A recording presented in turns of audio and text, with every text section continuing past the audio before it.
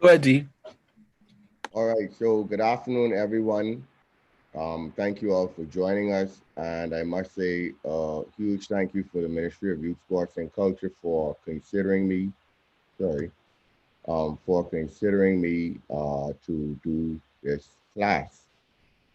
I will be speaking on food security and agriculture, um, with a major emphasis on food security and what it truly means, along with agriculture, where we are, where we could be, where agriculture has come from throughout the world over the past, let's say since World War II, which is what really got us to where we are in the world today in agriculture. All right. So, and for proper introduction, for those who may not know me, my name is Deon GIbson, also known as KB the Farmer. I'm a sustainable agriculturalist. I've studied in Cuba and in Vermont in the US. I presently serve as the community farm coordinator for the Juana Luther Foundation. And basically, I'm responsible for setting up some smaller satellite farms that we operate, or gardens rather, that are attachments to the larger farm. And I'm also responsible for engaging the community in showing them different ways of producing things that you can do in your own backyard, and overall just promoting food security on an individual level, but following the Juana Luther Foundation's mandate for food security and sustainable foods. All right. So as I said, we're going to cover a couple of topics: agriculture in general, agriculture in the Bahamas, food security, food sovereignty, and of course, your own personal food security and how it impacts you and each and every one of us and our country and our world.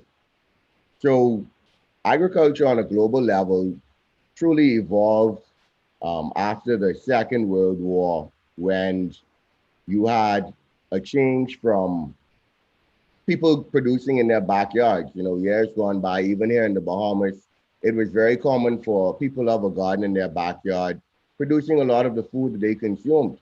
And after the World War, not for the Bahamas necessarily or the Caribbean, but after the World War, the focus was changed to the industrial revolution, and through the need, or the rising need, as a lot of people who would have been of farm working age would have gone off to fight for their various countries.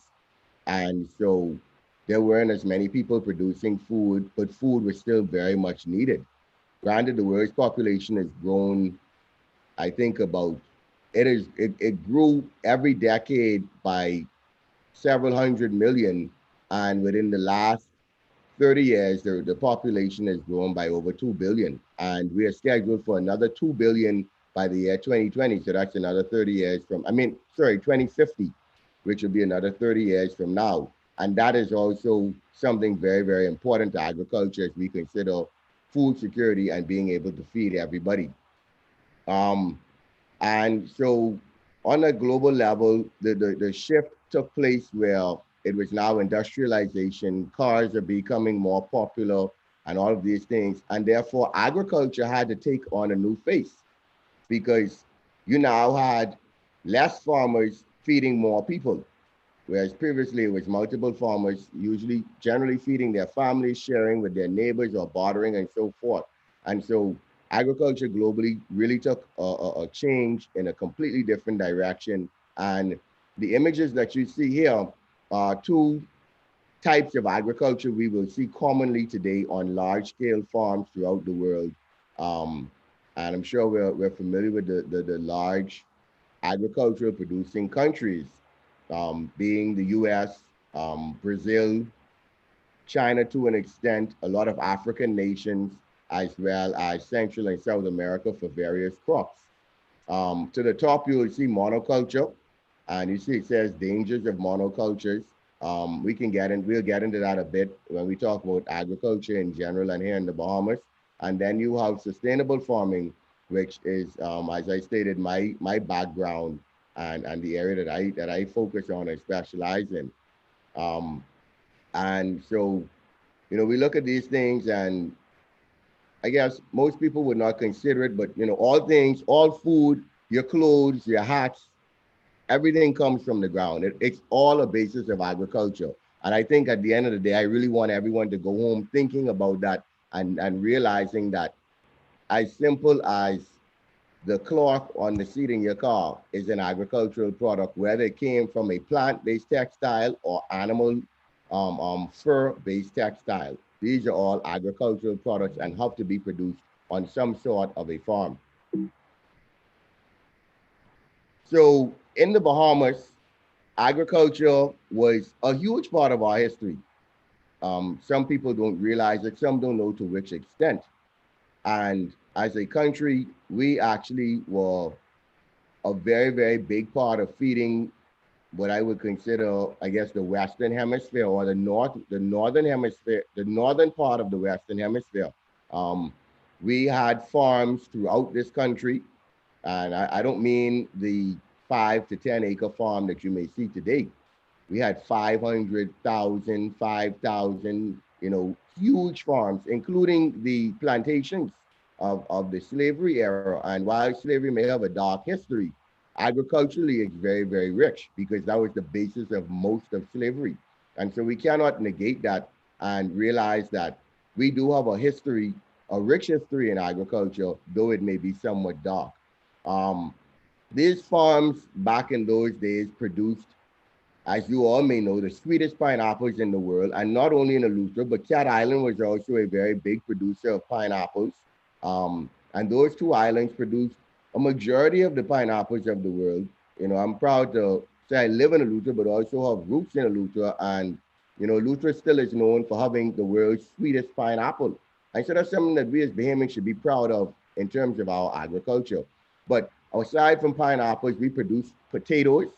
Um, we Most people may not know it, but we produced the majority of the potatoes and onions for the Campbell Soup Company out of Canada, and that is something, a very big part of our history that is not shared and taught. And I think it's important to note these things, so that we know that we do have the potential to feed ourselves, and we do have the potential to go beyond feeding ourselves and feed other nations and the world at large. And those are just a few crops. I mean, tomatoes, potatoes, onions, sweet peppers. We were a bread basket nation. We provided a lot to the world. And as you all may know, we also are a large fisheries nation, which, most places it comes under agriculture, especially now with the advent of fish farming, and or mariculture and aquaculture, as it is called. Those also come under the grand realm of agriculture. And so you see, I have passed in the past. We were partially an agrarian society. We're very much a farming nation, and over time it changed. For us, we did not have an industrial revolution, but we had a service-based revolution where we shifted from producers to consumers. But our main commodity that we had to offer the world was the service of, as we like to say, our warm and friendly people and our sun, sand, and sea. And so that pushed us from being a agricultural or agrarian society to becoming a consumer-based society, where we purchase, as you all may know, upwards of $1 billion worth of food goods annually. And that's just food. That's not general agriculture, because we also don't produce a lot of clothing here. And the clothing that we do produce, the raw material, I think 100% comes from abroad. We import that as well. And we have to realize that we can produce textiles and fabrics here. We have sheep farmers in the Bahamas that have to share their sheep and get rid of that wool. We used to produce cotton as a nation. That was one of the things that the slave plantations produced. And I know of several areas throughout the country where you can still find some wild cotton trees. And I don't mean the silk cotton, but the small cotton that was used back then in making, for the cotton gin and so forth. Um, and so we can do these things in addition to hemp. Now we all know that's now the buzzword. The prime minister or the minister of Finance mentioned it today in the House that they're looking at it. And it's not just from marijuana standpoint, but also the textiles, the construction supplies that can come out of that. And so we have to think about this as an all-encompassing thing, not just food when you think of agriculture, because agriculture itself is far greater than just food. Okay. Um, and when you think of agriculture in the Bahamas, I want to go back to something, a discussion I had just this afternoon, or maybe about an hour ago, on the hemp topic. And the farm that I work on, we have sun hemp growing. It's not in this picture here, but we have sun hemp that we use as a nitrogen fixer and a cover crop, which we till into the ground. But that is so strong and fibrous that even when you break it up, you plow it, you mow it, you put it back in the ground, it's still very, very thick. And that hemp, along with many other varieties of hemp, um, can be used to make clothing. I remember my father bought a pair of shoes made out of hemp. Um, they make hempcrete, which is stronger than concrete. And so the hemp oil can be used for cooking, for medicinal purposes, for even biofuels. Okay. And another biofuel that I think of, and I started to do some research on it, and I realized Brazil was actually getting into it. It's the castor oil. We all know the castor oil plant that we see all over the place. I know a lot of the ladies, especially those with natural hair, use castor oil for their hair and various forms of it. I know there's a more liquefied version of it that is used for healing purposes, and even the leaves are used for different stuff. But castor oil grows rampantly throughout the country. And it's one of those things that we should definitely consider for maybe our own biofuel. And this is how you create bilateral agreements or international agreements where if Brazil is already experimenting with producing it and we know that it grows wild, we can turn that into a farmed product, a farmed commodity. And maybe we strike a deal where, okay, we harvest so much of it, we send it down there to Brazil, and let's say we send enough that can meet our needs and a little bit more.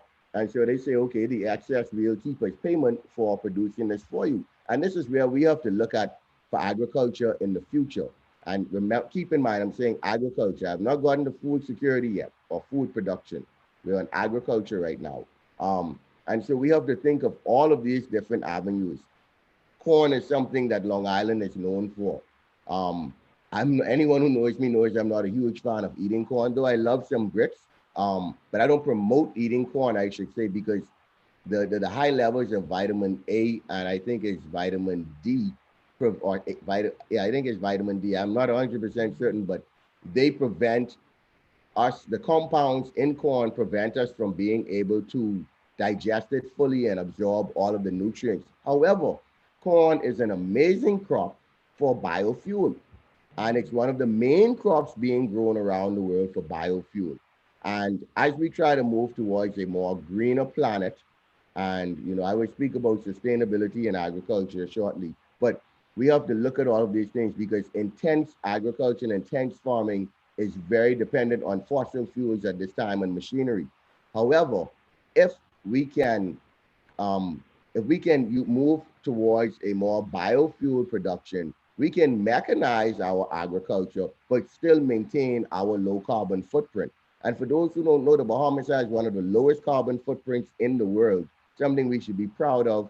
Our carbon emission, our greenhouse gases, are rather low, partially due to our size as a nation, but also due that we don't have a lot of industrialization in our country. But as we move towards or try to push towards promoting new and different industries, we have to look at the best and most sustainable way possible because our environment is what pushes our tourism, our ecosystems, our ecology, our environmental health. And so, in order to preserve and conserve that, we have to look at the best and cleanest measures and ways to go about doing that. And so that's why I really thought it was important to mention those different agricultural products that are not usually on the top of people's minds or thoughts when they think of agriculture. Um, and I have what's going on presently in the country. Agriculture is not a cheap venture. Can one make a living off of it? Yes. Can one become wealthy off of it? Yes. But it will require some level of technology. Um, I would definitely say sustainable production. I don't want to say organic. I will touch that later, but because organic is a term that has multiple meanings, and nowadays it's very much a marketing term, as well as a mode of production. But sustainable production includes organic production. And when you think of sustainability, that word requires you to think of three different things. And those three things are the environment. So you have to be environmentally responsible, you have to be socially responsible. Think about the people and the culture, the socioeconomic status, or all of how it impacts everyone. And then the economy. So how does it benefit? And so in sustainable farming practices, you want to do things that are safe for the environment. They benefit the farmer and his customers or his consumers, whether it be a someone who will further manufacture or process that raw material, or it be his the consumer, you and me, who is going to eat it later on, or just the country as a whole. And then the economic standpoint, saving that money, doing it in a way that is best for you. So just quickly, I'll jump on the sustainability quickly, and it just quite simply is it's what married crop production and livestock production. One of those things that married them. Green manures being plant-based manures and animal manure as your fertilizer base.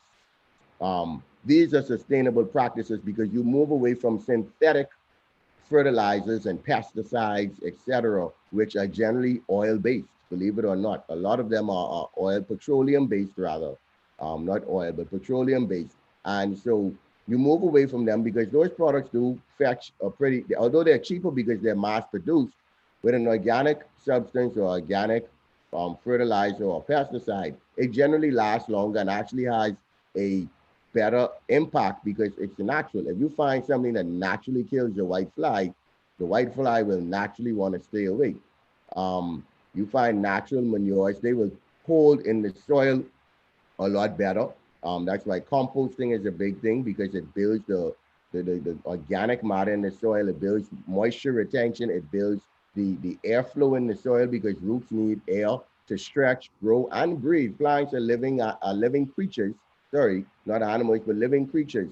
And then obviously, if you have if you have crops and livestock mixed together, you know, you now can feed whatever extras or waste that you have to your livestock, cutting down on your feed bill.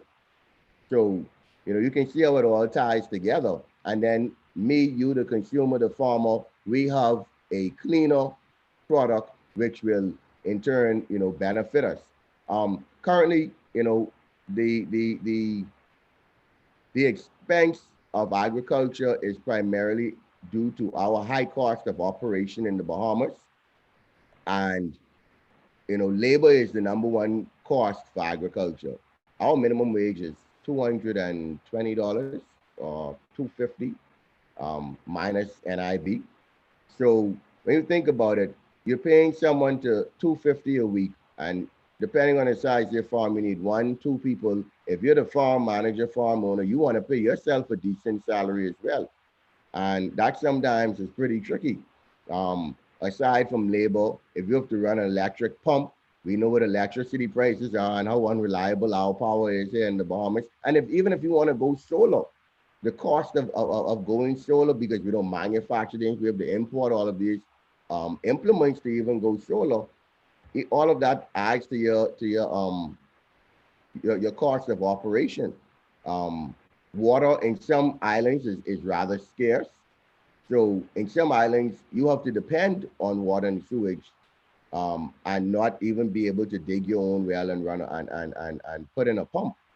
So that is another cost factor in agriculture here in the Bahamas. And I speak about the insufficient government subsidies. Um, while I think that successive governments have done a good job talking about agriculture. We have not done enough. And I say we because the government is a reflection of the people, no matter how you look at it. But we have not done enough to help and empower the farmer, much less encourage new young blood into agriculture. Most people who are in agriculture, myself included, will tell you we do it because we love it.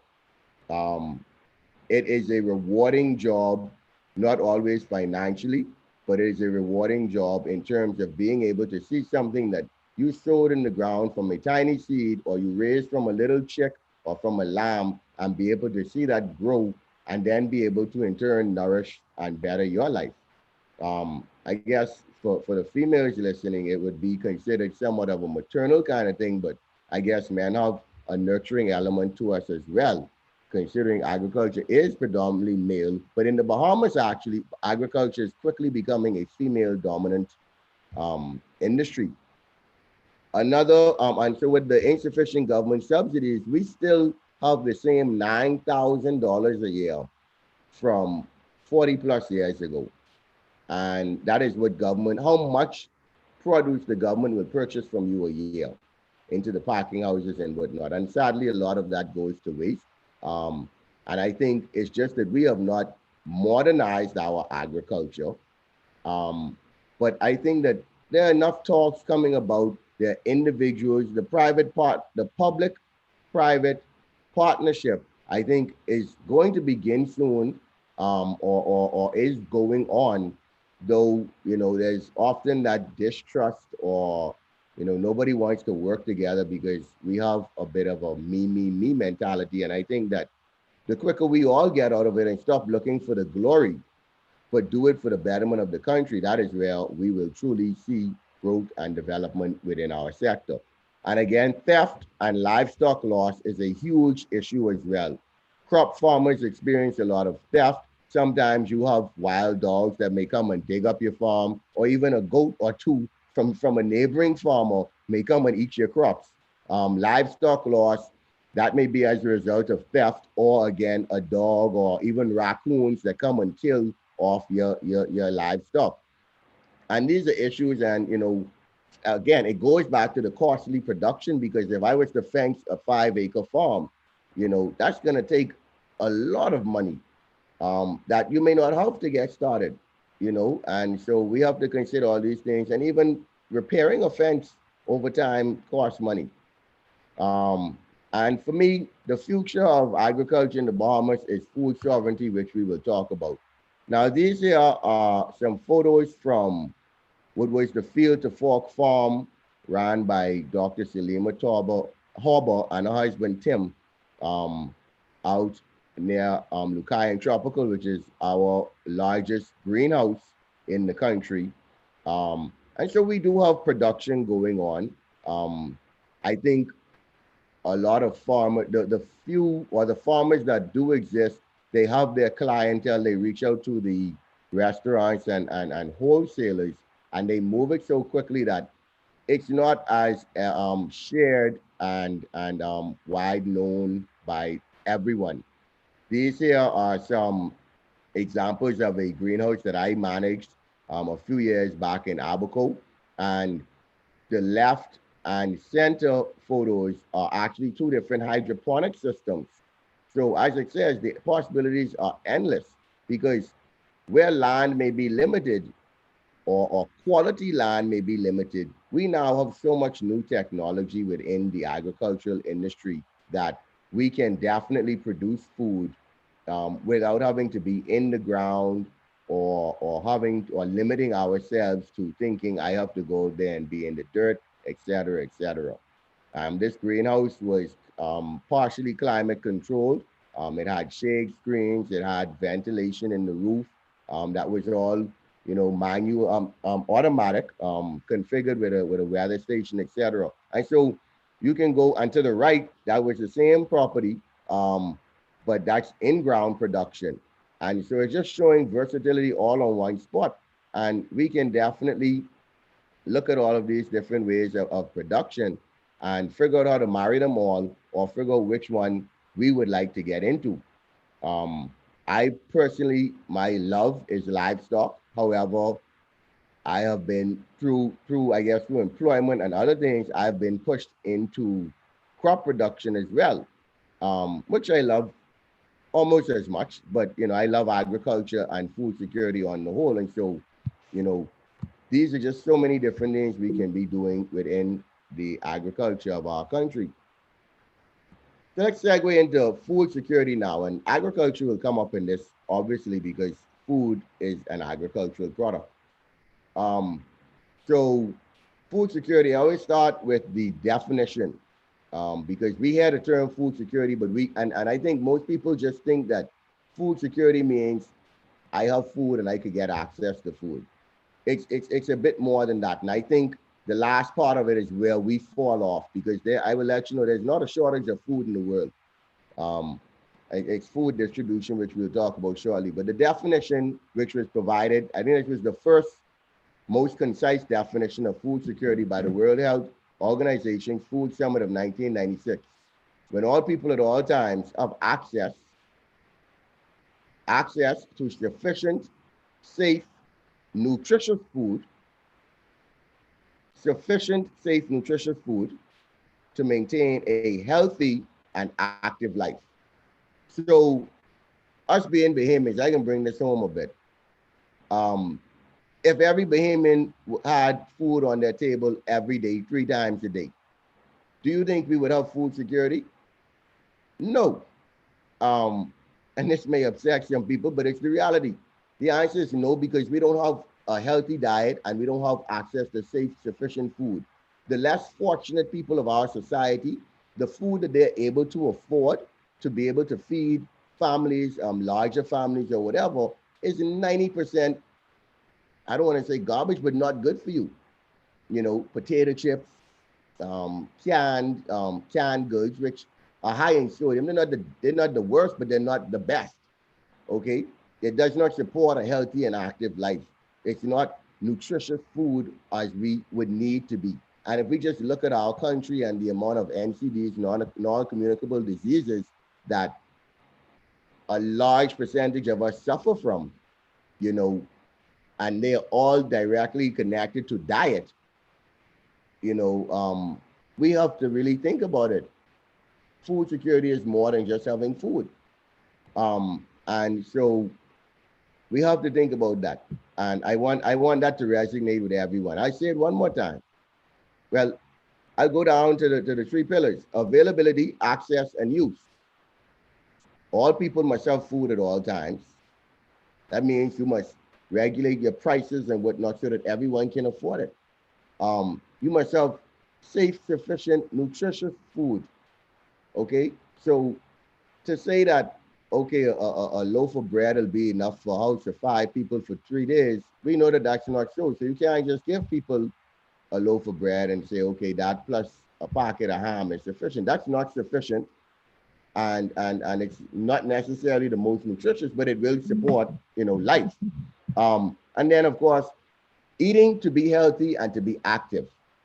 We have to remember all of these things. So see, food security goes beyond just the food you eat, but also the life that you lead. Okay, because many people diet. I know I'm not losing weight or whatever, but you can't diet to lose weight if you're not living a healthier life. I'm by no means a nutritionist, so I won't go too far down that road. Um, and so food security is the result of proper national planning and joint effort of multiple entities, as I stated earlier, a private public partnership. Um, I think that it's also the cooperation of all citizens, everyone in the country, because, you know, I grow a number of different crops, and I'm going to name the ones that most people tell me I don't know what that is, I don't eat that, I don't know how to cook it. Eggplant, collard greens, Swiss chard, radishes, just to name a few. And, you know, these are some of the super crops of the world. Collard greens are very, very rich in calcium, um, which, people tend to have bone issues. Women primarily end up with osteoporosis, not so much in the Bahamas, but it is a known disease. You know, so we have to think about all these things, what we eat and how is it benefiting us. Radishes are one of the quickest crops to grow. People say it's good pig feed. Yeah, well, pigs like anything that's a root crop, but radishes are also very rich in vitamin C, you know, and they're good for you. Um, Eggplant is a pretty good protein replacement for persons who want to go on a plant-based diet or cut out meat, vegetarian or vegan.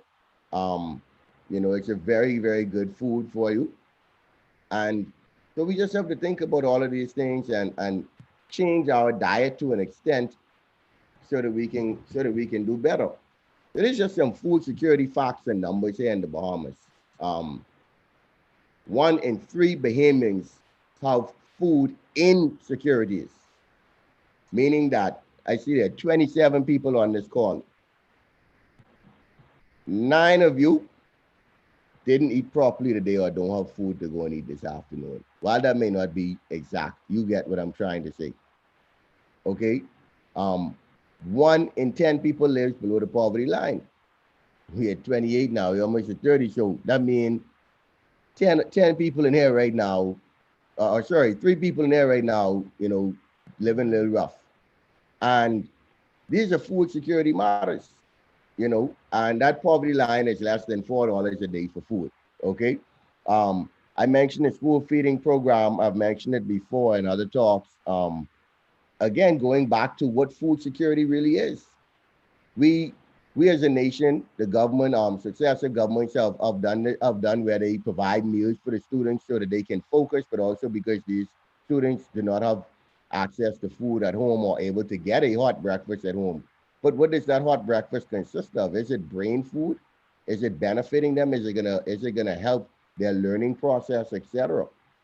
We truly have to think about these things and look at the overall picture, as I said. Accessibility and affordability of food. We spoke about that, and quality of food. Okay, those are the main things. Now, food sovereignty. This is a part of food security. You'll see the quote on the side. No food sovereignty equals no food security, and no food security equals no national sovereignty. So, food sovereignty essentially means that our food is primarily coming from us for us. We all know what it means to be a sovereign nation, meaning that we stand on our own and we are all here and we all make this work together. Um, but when I think of it, you'll see to the bottom right, I have agricultural independence, communities, and islands. So if the island of Eleuthera can feed the island of Eleuthera, then we would know what food sovereignty is on Eleuthera. If Cat Island can feed Cat Island. And then, you know, obviously you will barter, you will not barter and trade now, but you will export to other islands, not export internationally, because you have to start you have to start at home first, you know. Um, and so we have to look at all that. Food sources, where does our food come from? And that goes back to the independence. If our food is coming from abroad, we're buying it from all over the world, we have no food sovereignty. We have no true food security because as COVID taught us, borders can close very, very quickly. Shipments can become delayed very, very quickly. The availability and access to food, whether safe and nutritious or not, can be troubled very, very quickly. And so we have to truly, truly think about that. And that's where food security has to become the main focus. When you know where your food comes from, you know who is growing your food, you know how your food is being grown. And that's why I promote to buy local, eat local, you know, and not just food, but everything. Social responsibility is a huge one for me. Many of us live our lives thinking about us and our families alone. Our lives, our country will not be better if we all stand alone. No man is an island. And so we have to realize that if you see someone who may not have a hot meal, it will probably be in your best interest to assist that person. And I say in your best interest because one, the tables could turn and you could be in that position, or we have to think about the fact that persons who are suffering and hungry, right? People who are hungry are not just hungry for food, but they're hungry for better things. And so when they are hungry, we know that people resort to doing what they know and we know may not necessarily be right. Um, And so I think we have to, I just, for me, I can't see the chat right now, but for me, I just think of all of these things when I think of food security, when I think of agriculture, because it's so much more than just food production or textile production or fuel production. Um, it's an all-encompassing thing, and you'll see. I think another quote that I had coined a while back was somewhere on here. There you go. A nation will never experience health security, economic security, job security, or national security until it experiences food security. I will let you all dwell on that, and if you have questions about it later, we can discuss it. Um, so yes, that's food sovereignty. All right. And so these are my ideas for the way forward as we now are in a new era, a new time, new to all of us. Um, Many of us are confined to our homes, especially older persons, but we are confined to our homes where we can't go out and socialize as we would like to. The restaurants may be open, but today they may be open. You can sit down, eat. Tomorrow you got to go and pick up your food on the on the sidewalk, curbside as they call it. Um, but we have to realize that that affected our food and our food security. So the way forward includes policy reform. We need to protect our local farmers. We cannot increase our food security without protecting our local farmers and encouraging farmers and enacting some laws, some bills, whatever it may be, um, creating tariffs where they don't exist or raising tariffs where we produce things, even if it's a seasonal tariff. If we know that we produce tomatoes from January to June, there should be no import of tomatoes in that period. And if there is, if the tariff is 5%, the tariff should be elevated to 15%. And the wholesalers should be forced to support local farmers so that we can build that. And the thing is, for me as a farmer, while I may have my clientele, I look at other farmers and a lot of them don't know who they're going to sell to. They just want to grow. But if they have nowhere to sell it, then why, or they only have so many people, why should I increase production? My production increases when my demand increases. And so by reducing the import, it's going to be gradual. It's not going to be overnight, but there are some things that we do produce on a very, very large scale that I think that we can meet at least 80% of our needs and maybe 70% on different stuff. But it's not going to grow until we protect those farmers and well, the farmers and encourage them to grow more and maintain their quality and standard of production that will compete or beat the imported product. And much of our fresh produce definitely beats what is available elsewhere. Not necessarily because we grow better, but a big part of it is the time that these things take to ship. You know, if you know the journey of your food sometimes, and don't think that everything that we buy from the U.S. is produced in the U.S. There's products that come from South America on a boat that takes 2 weeks to get from South America to Florida, sits in a warehouse there for a week or two before it even gets down to us. And so if that don't scare you to buy local, I don't know what will. And if it has an 8 week shipping time before it reaches our food store shelf, you know that that was not picked right. So think of all the gassing, etc., that may go on in that whole process to force ripe to to um to slow down the ripening process and make sure it can get to you looking the way they want it to. I don't like uniformly shaped fruits or anything because if it's too uniform, I get concerned. Can I grow uniform stuff? Yes, but if I go in the store and I could do it, we could all do it. But the thing is, you look at a kale tree, you'll never see the same leaf. So why should I pick a tomato and every single tomato that comes off of an entire farm, 5,000 acres, 10,000 acres, each and every one of them look alike? These are things to think about when it comes to our food security in terms of safe, nutritious food. The education of farmers and fine-tuning production methods. To me, this is a big one because, and this is where I talk about the term organic.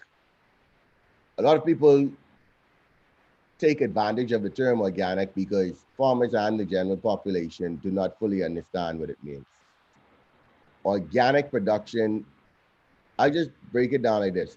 If I have chickens, which I do, and they are not fed organic chicken feed, and I use that manure to fertilize my plants, which may be an organic seed, and I use organic pesticide and organic and other organic fertilizers, because that chicken manure is not from an organically fed chicken, that product is not organic. It's as simple as that. Um, Granted, every country has their own organic standards.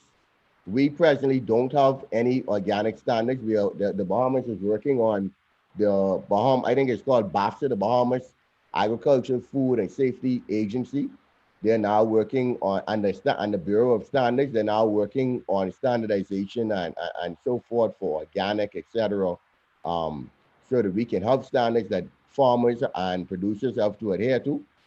But currently, unless you have an organic certification from abroad, which currently only one farm in the country does, but that I know of, that is commonly known, your product is not, in my opinion, let me say it in my opinion, an organic product, whether it be meat, whether it be fruits and vegetables, it could be jam and jelly that you picked from a juju tree or hog plum tree in your yard.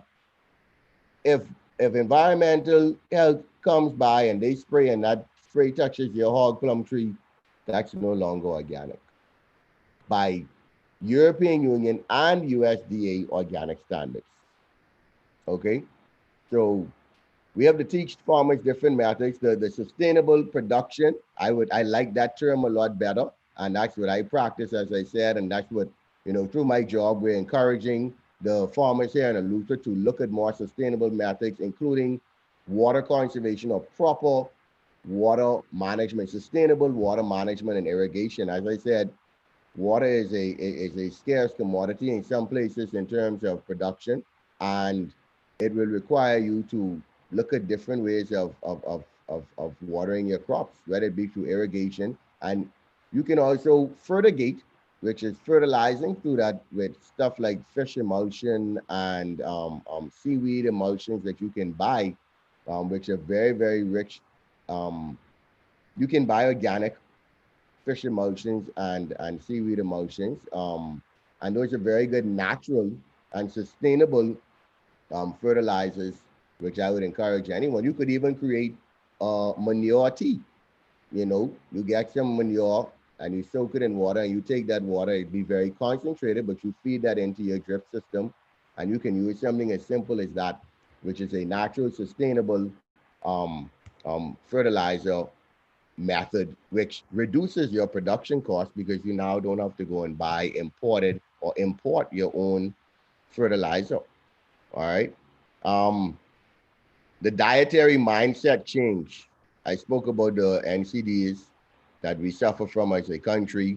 The I don't want to say lousy, but the sedentary nature of us as a people, where we are very, very, we sit down a lot, we don't get up, we don't go walking, we don't exercise generally, myself included. So I don't want to make anyone feel like I'm exempt. I walk a lot on the job, but that is insufficient, trying to get back into a fitness routine to, improve and better myself so that I could live long and old like the farmers of old who worked until they were 80 and 90 plus years old.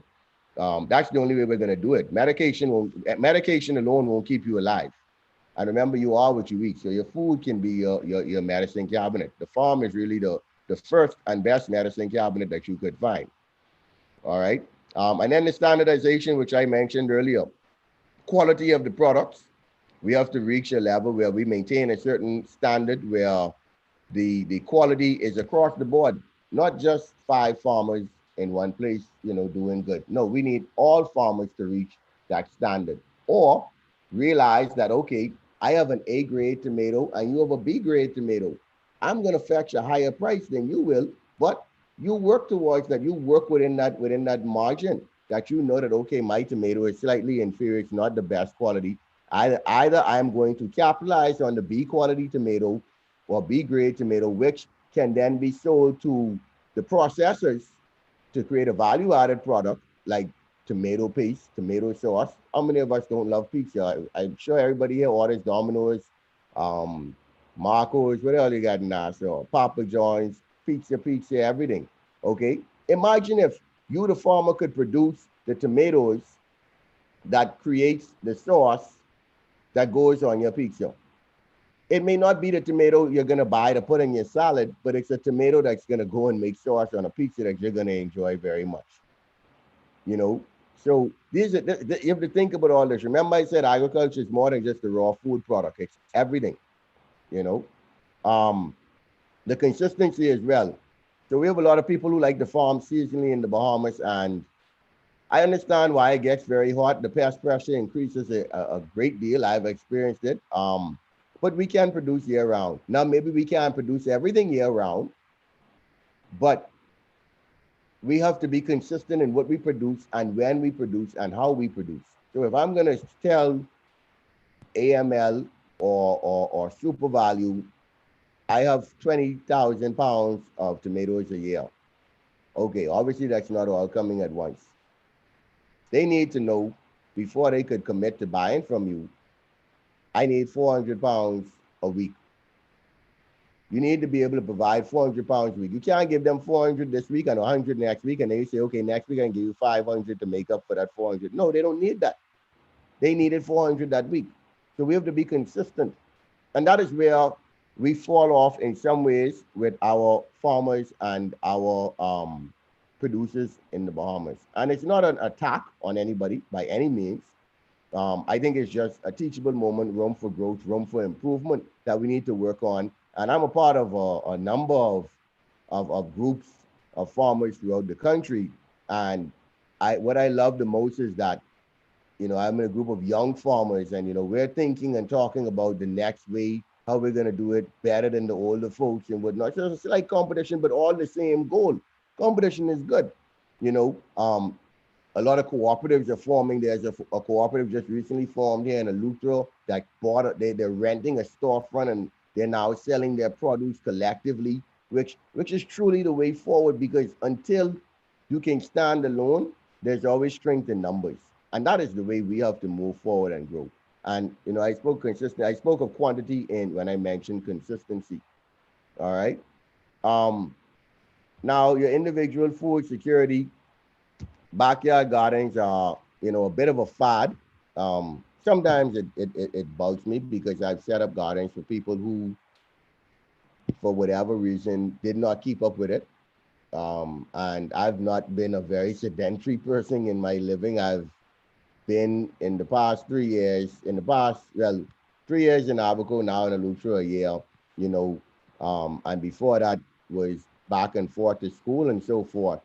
And so I would set up a garden, come back from school or go back home to visit, and it's like, man, what's going on? These things are dying.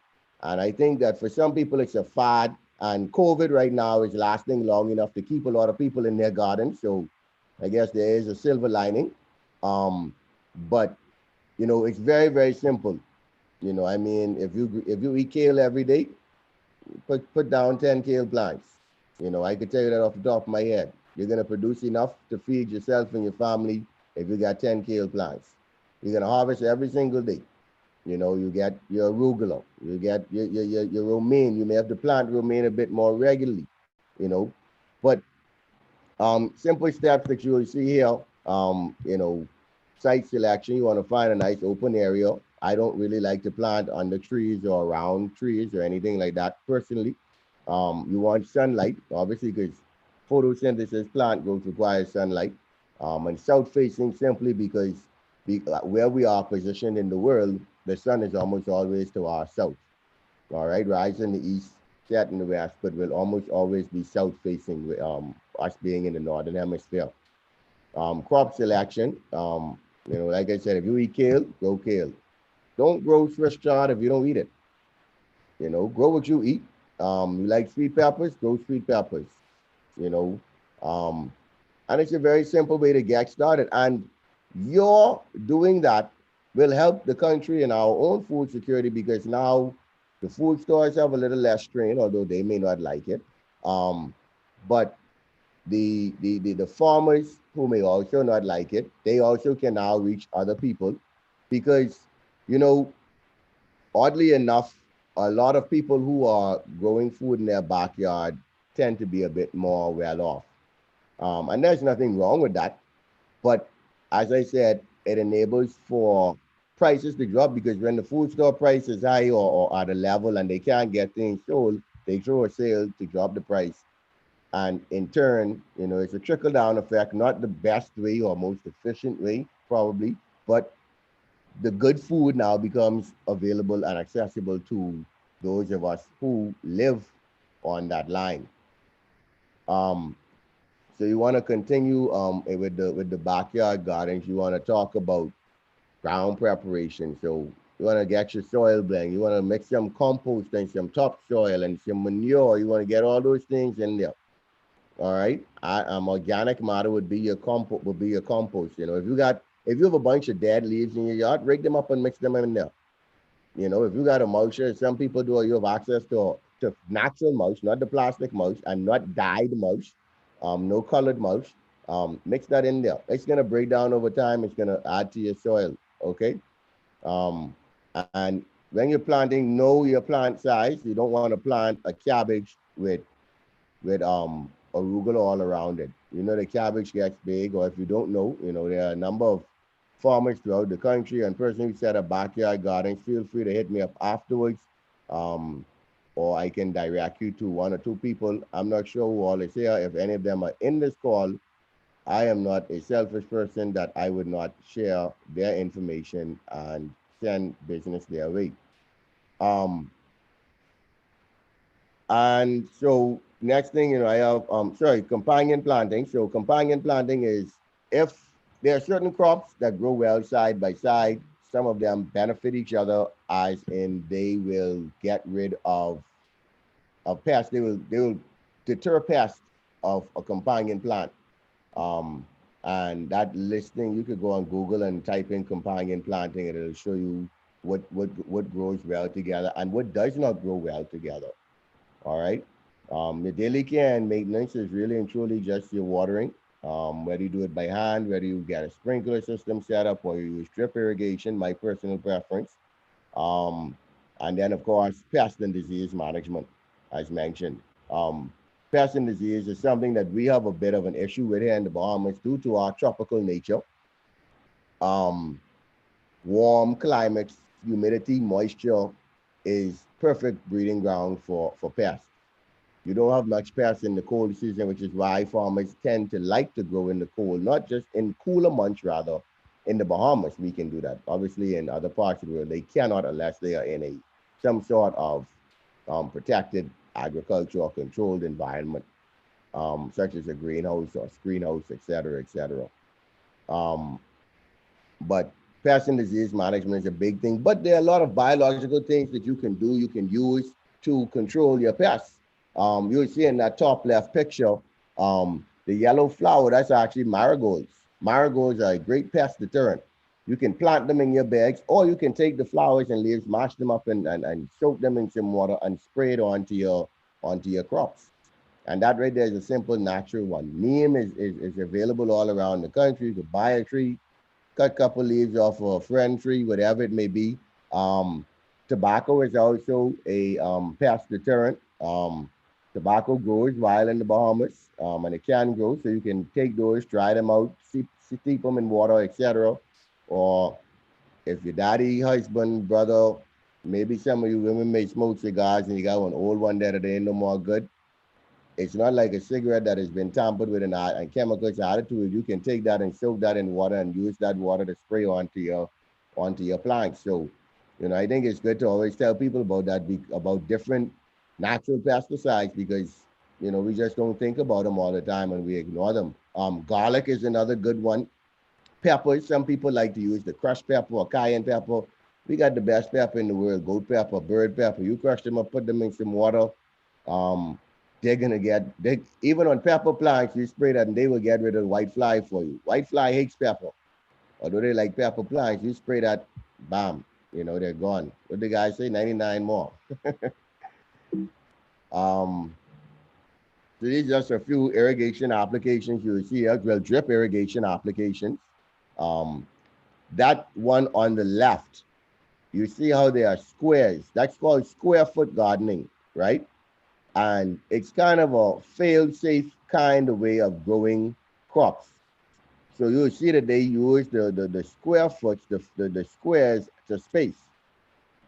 This one here on the bottom left square appears to be some sort of pepper, which you know get kind of big.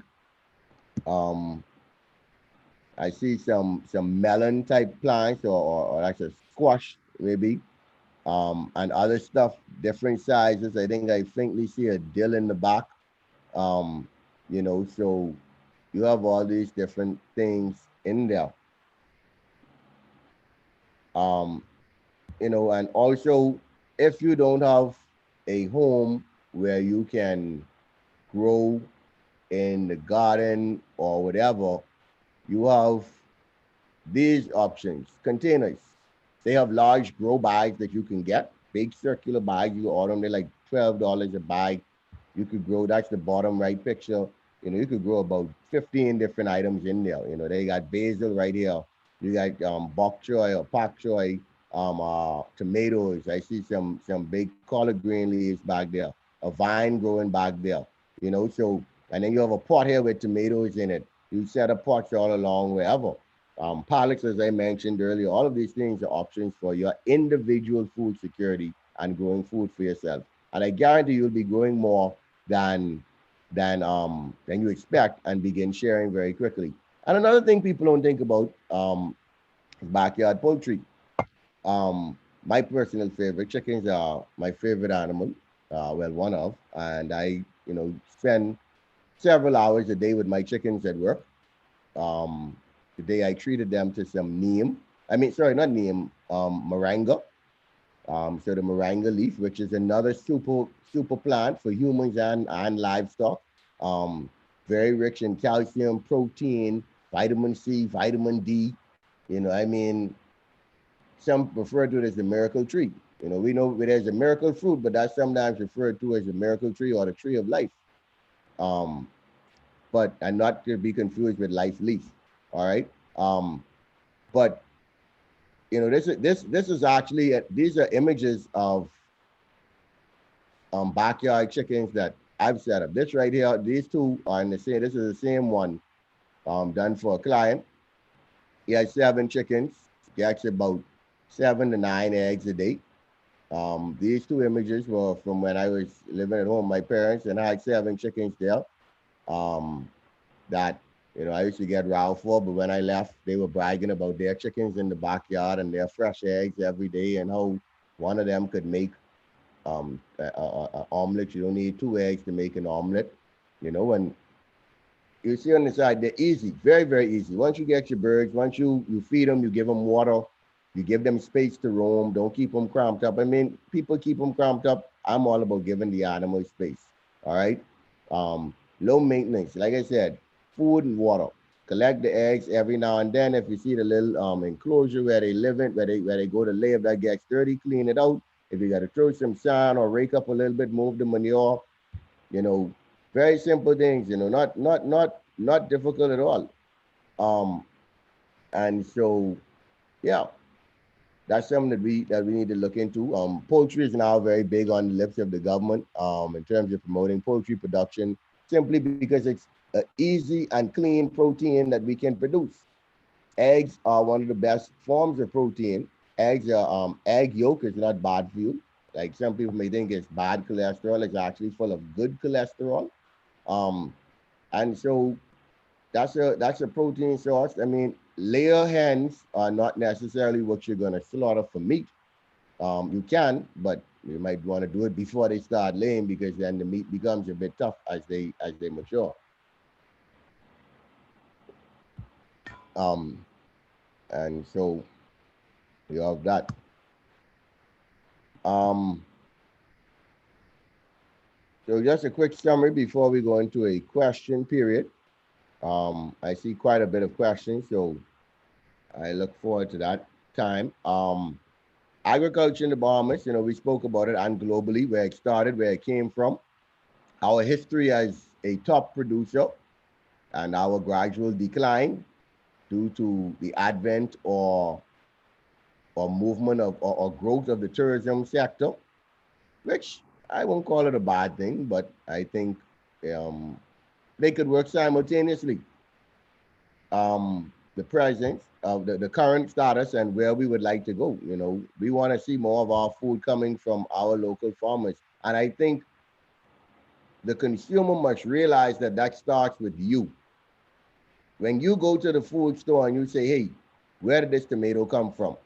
Where did this cabbage come from? I want a local cabbage.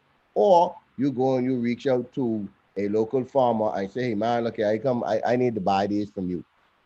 So, you put you empower one and you force one to go and do business with the other one if they want to stay in business. Food security, individual, national, global. Individual, we know what it's all about.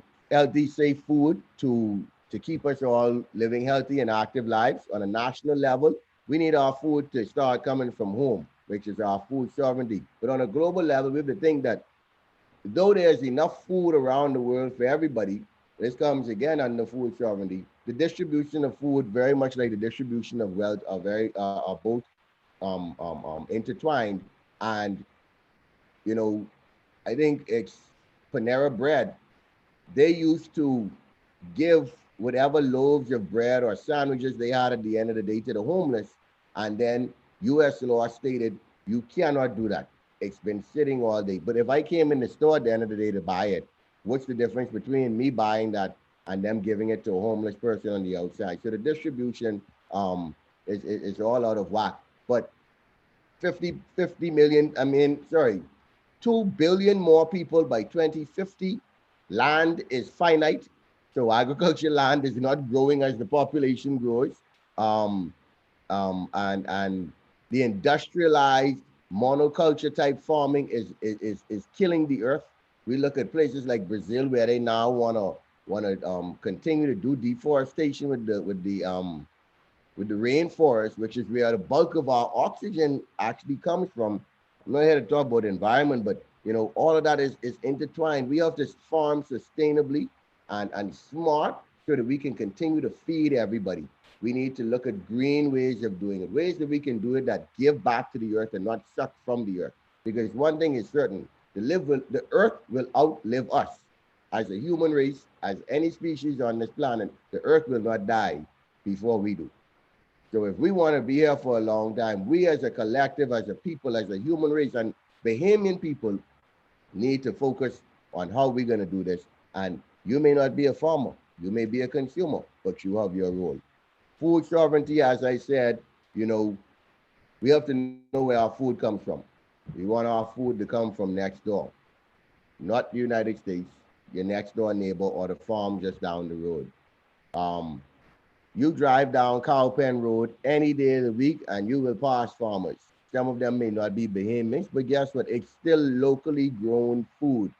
It's better than going to the food store. All right. I remember my time in Cuba going to buy vegetables, and I mean, the price was dirt cheap, but it also had dirt on it. So I knew my food had just come out the ground. You got to brush the dirt off the carrot so you could weigh it because you want that dirt to be on there to make it weigh a little bit more. And you're eating that fresh food. It's a certain joy, and your food, it tastes so much better. I don't know about y'all, but I know for me, I often walk around the farm picking anything that's ripe and eating it just so, you know. So you look for that for yourself, and that'll be the beginning of your food security. I have this term there, Ubuntu. I spoke about social security. The term is a Southern African term that means I am because we are. And that's you being your brother's keeper, you looking out for everyone. And that's not just you giving someone food, that's you supporting the local farmer. That's you telling your friends about that local farmer, helping him to grow. And maybe next time you go there, he may give you a little discount, or she may give you something, for free or whatever. Okay. The circulation and distribution of our food, as I mentioned, keeping everything in our circle before it leaves. All right, keeping it here, and make sure we sort it out before we decide to push it elsewhere. And your personal food security, you know what that is. Support your farmer, grow a little bit for yourself, share with your neighbors, get some chickens, get some pallets and set up your garden or some pots or dig up a body of grass because you can't eat grass, you know, and that's that. So I'm going to end the screen share right now. This example is some of the produce we grew last season. That was one harvest. And, this is what can be done in the Bahamas, folks. This is what is being done in the Bahamas.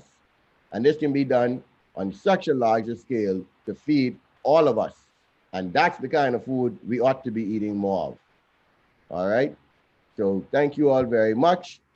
Um, and I will end the screen share so that we could have a face-to-face conversation.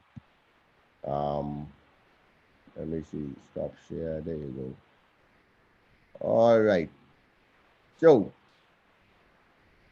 Steph, should I just go through the questions that are here and then we'll go from there?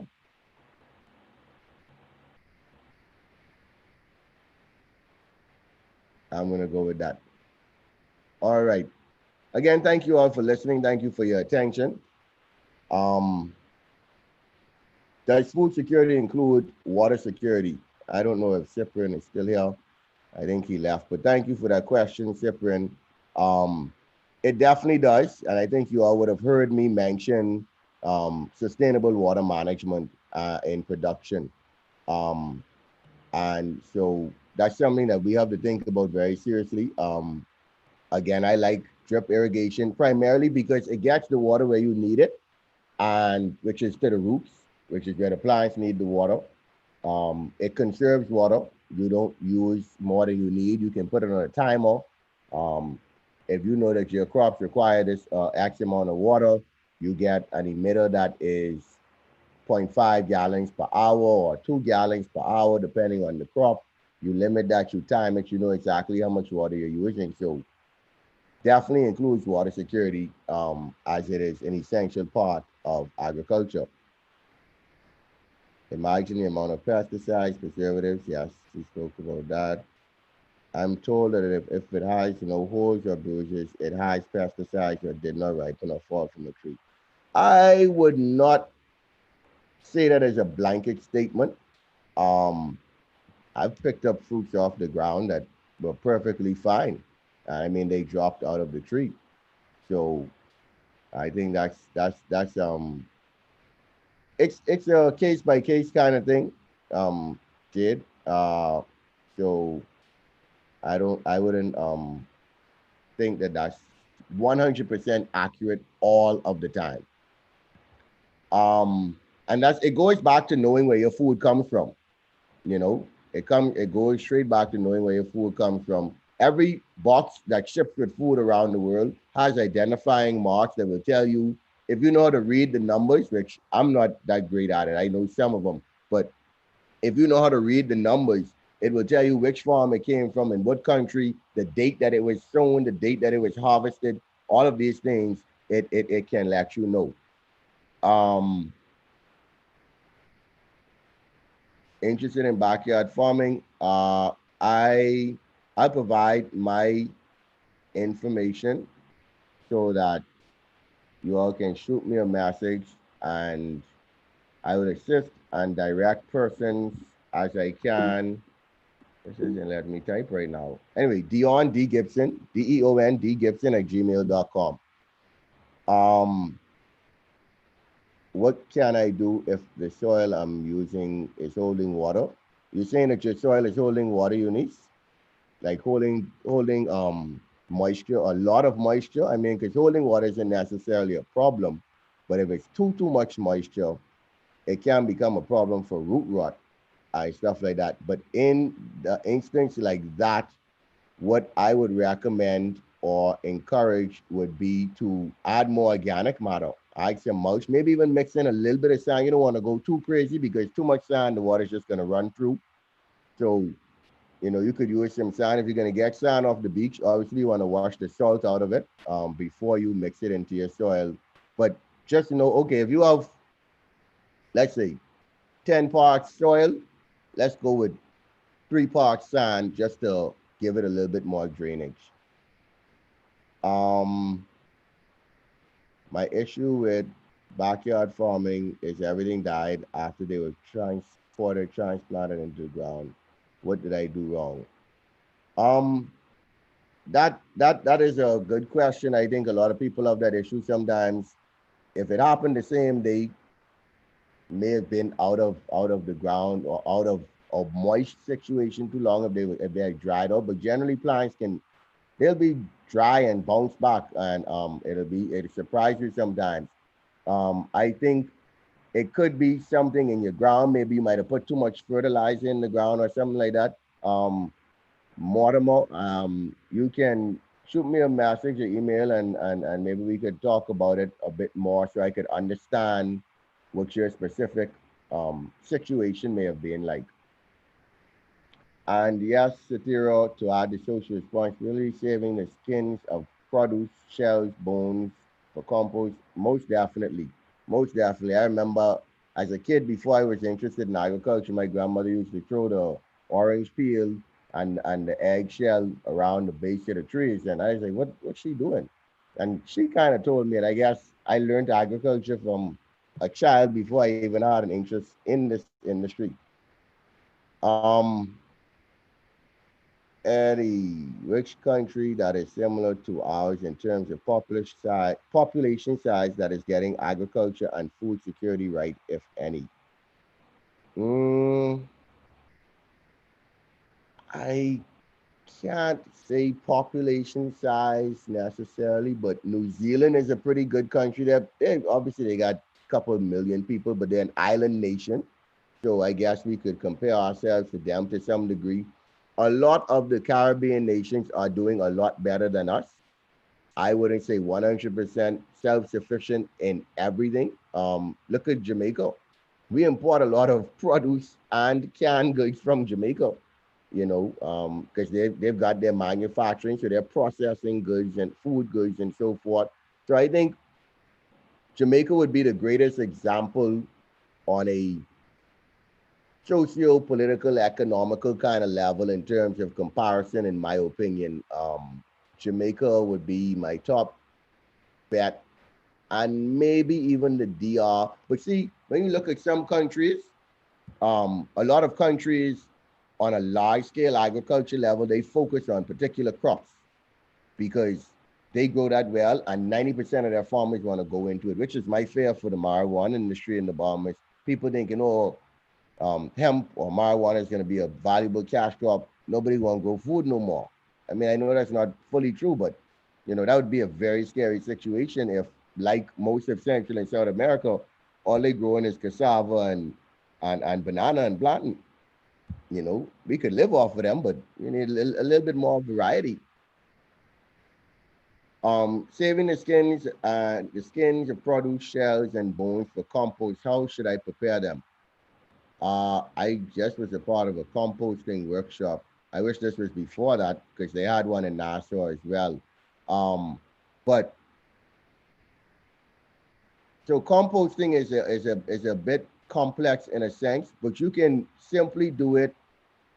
Keep them in a sealed tight container. They may develop some mold and whatnot, but see, you're gonna have to mix green matter with your green leaves, cut grass, whatever. You need a nitrogen source and you need a carbon source. Your food goods, your shells, those are carbon sources. Along with um, along with your carbon, you can use dried leaves, use brown paper bag, things like that are not living. They may have once been living in a different form, but your green grass still has life in it. It's still full of nitrogen. That green tells you that. Um, Manures and stuff like that are nitrogen sources.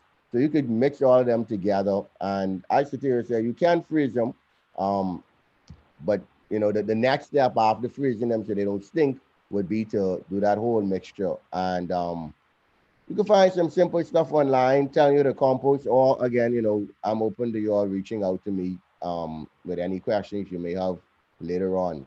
A cherry tree that planted but did not produce any cherries. What can I do? Well, I have a few questions. How old is the cherry tree? Um, uh, Boy, that's never produced.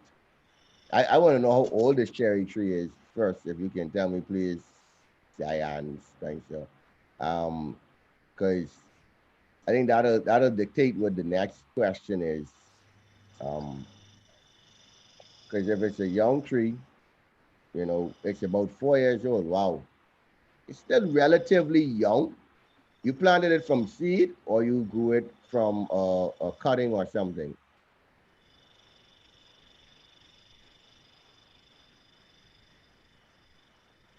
And guys, feel free to ask some more questions. I give you all and go to table 530. Grew it from another tree. So that should have been bearing.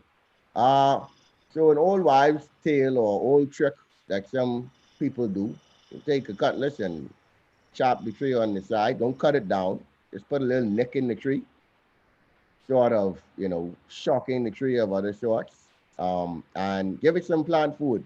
The nurseries, they have some tree, you can get tree spikes that you just stick right there by the roots, and as it rains, it'll water in um, some plant food. Because sometimes we fail to realize that fruit trees do need to be fed, just like any other plant, just like me or you. They're living. They need nutrients to grow and to produce. Are there any plans in place for parking houses to be opened in family islands where farmers can take? Well, there are, you're welcome, Ms. Spencer. There are parking houses existing. Stefan told me 5:30, guys, so I have 5 more minutes. But there are parking houses existing. Their operationality or functionality is very, very dependent on the island. Um, you know, I can't speak to anywhere other than here in Eleuthera. I know that the parking house down in Wimsbite or Green Castle is is functioning. Um, the one up north is not functioning, and a contract was just given to renovate that to get it back functioning again. Um, and so I think there are plans, but I think in a sense, while they're good and they provide a means for persons to carry their produce to be packaged so it can be sold and look good and whatnot, um, it's a bit antiquated of a setup in my opinion, because as a farmer to compete, starting out, yes, but as a farmer to compete on a national level or a big scale, you can't be depending on someone else to package your produce for you, if you understand what I'm saying. But again, it has its place.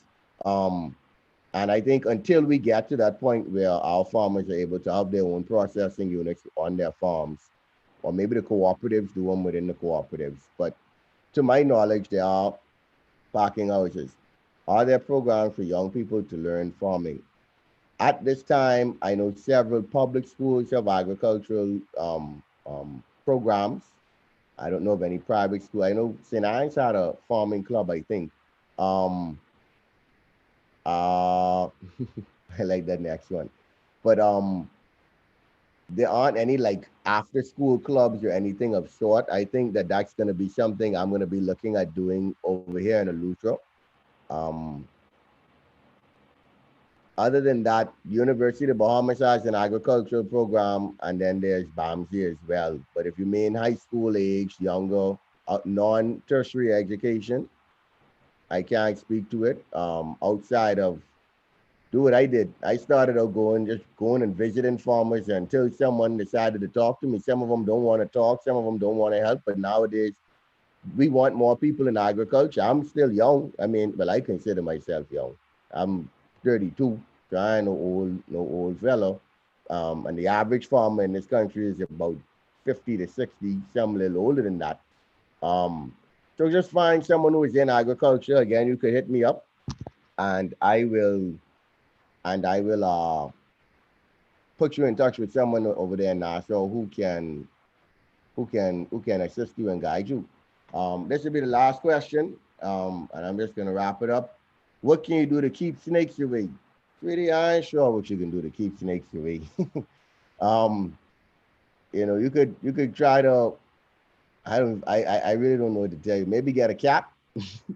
Maybe put a cat on your farm, and that may help you keep the snakes at bay. But I really don't know.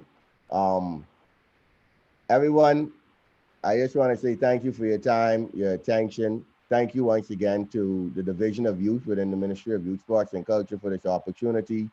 And I don't think she's on this call, but the Director of Youth is celebrating her birthday today. So I feel special to have been able to do my talk on her birthday. So happy birthday to Mrs.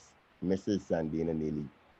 And with that, I'm going to turn it over. Thank you for your comments, everyone, your warm remarks, Satira and Eunice. So thank you, everyone.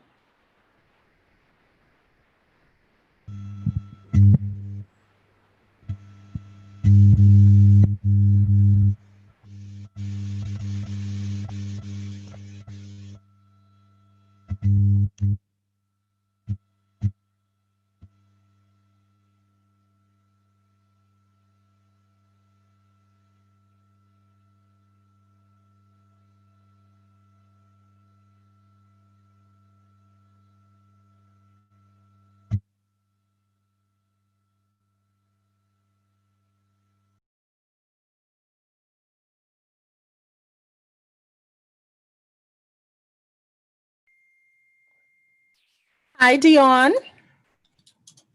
Thank you all so much for joining us. And Happy thank you so much for the birthday wishes. We appreciate all of your support and your partnership. And we trust that everyone who was on today had a fabulous time. Thank you all so much again from the Division of Youth. You're welcome. Can you just type? I can't type for some reason. Can someone put my email address there again? Deon, Deon, Gibson at gmail.com. You getting the information? Yeah. All right. So, with that being said, we are going to end the session for this evening. Just type the email quick, staff, please. What is it? Sorry. Deon, Gibson at gmail.com.